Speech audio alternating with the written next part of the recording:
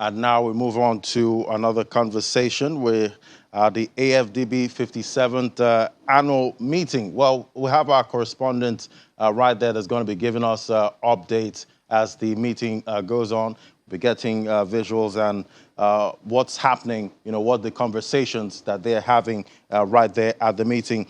Well, returning to an in-person format after years of virtual meetings. Well, the 57 meeting is holding in live, person-to-person format this year, and the Achieving Climate Resilience and a Just Energy Transition for Africa is the theme for this year. And joining us on the program, we have Professor Kevin Chika Irama, Acting Chief Economist and Vice President and Economic Governance Knowledge Management, joining us live right here on Business Incorporated. Great to have you on the program.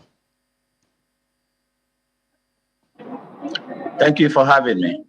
So why is this theme important, at this time when Europe is seeking alternative to Russian oil and gas? Now, just energy transition and climate resilience is critical for development, both in Africa and across the world.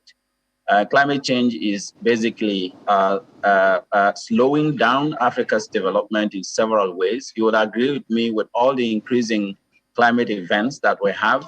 The impacts on economic growth we've estimated is between 5% to 15% loss in gross domestic product growth on the continent.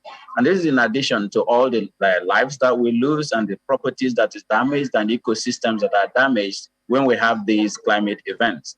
And energy is at the center of it all, because most of the global climate emissions is coming from the energy sector, though Africa is contributing very little to that.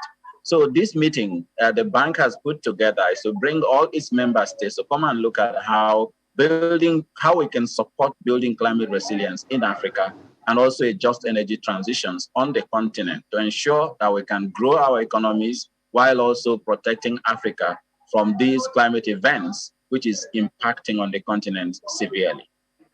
Quite interesting. And we know right now with the reliance of Europe on Russian gas, we're seeing conversations about making with Africa to see how they can bridge that gas a gap at this point. What are the conversations that they're having about gas at this point, since Africa seems to be coming to the limelight when it comes to gas production?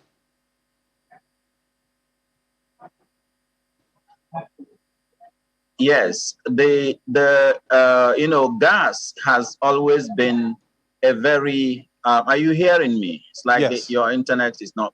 But okay, gas has always been a very good transition fuel for transiting from coal and other high carbon intensive energy sources. So when you look at the energy mix of the different regions of the world, Africa, the United States, and Europe, European Union, has actually managed to be able to move away from coal significantly because of switching to use gas. Because gas is less polluting than coal and some of the other high carbon energy options. And then you see that in Europe, with the war in Ukraine, and then the shortage of gas because of the disruptions in supply chains, the European Union and others are actually having very high prices of energy. So Africa has huge opportunities here with all the big finds we're finding, deposits we're finding in Africa, in Nigeria, in Mozambique, and in other parts of the continent. We could actually become a solution in terms of bridging not only our energy gap in Africa by developing LNG, but also supporting other neighboring countries, neighboring continents like Europe and America as well. Basically filling the gaps that is being created by the shortages that is created by the war in Ukraine. Quite interesting. But what are the actionable plans expected from the meeting? So the meeting is organized in three parts. There are statutory meetings with the boards of governors of the bank to look at these issues. There are also a presidential dialogue that we are going to be hosting, so that our heads of states will be able to have dialogue and chat a way forward. But there are also knowledge events where we're going to be launching the Africa Economic Outlook, focusing on that subject, so that we'll be able to see the evidence base on how Africa can transition to that. And of course, Africa needs to invest massively on renewable energy options and then the renewable energy products. You can imagine battery minerals and other green development minerals are abundant on the continent, but we can't eat the abundance. We have to unlock that abundance by investing in it. And as the premier investment bank, development bank on the continent, we are working with several countries in doing just that. And this conversation will help us to chart a way forward, bringing all our shareholders together to rally with Africa in getting that done. But again, we see that Africa needs to develop the gas infrastructure for the continent as a transition fuel, because we do need to maintain a balanced energy mix that will support industrialization, poverty alleviation, job creation, while at the same time helping to reduce the emissions, the future emissions that will come from the energy sector on the continent.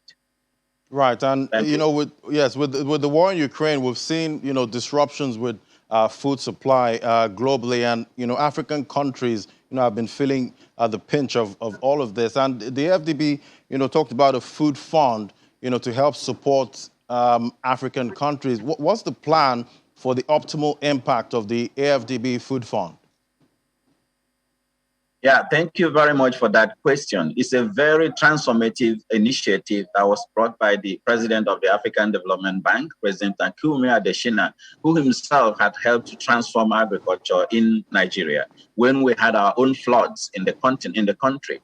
Now, this particular plan is a $1.5 billion plan that is supposed to help to leverage technologies for agricultural transformation on the continent, so that instead of just reacting to the crisis through food aid, we unlock the potentials of the continent, which has 65% of all the remaining arable land in the world.